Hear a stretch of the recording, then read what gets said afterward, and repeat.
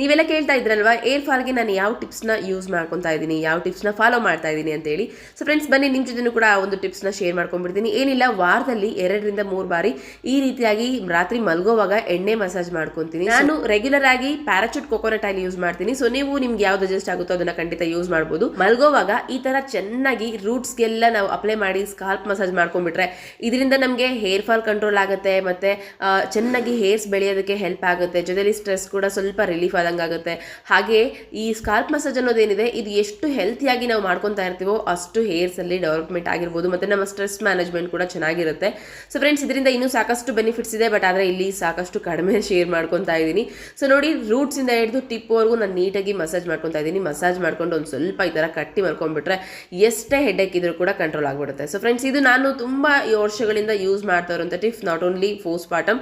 so ಮಗು ಆದ್ಮೇಲೆ ಅಂತೂ ಇನ್ನೂ ಜಾಸ್ತಿ ಆಗಿತ್ತು ನಾನು ಏರ್ ಫಾಲ್, ಬಟ್ ಇವಾಗ ತುಂಬಾನೇ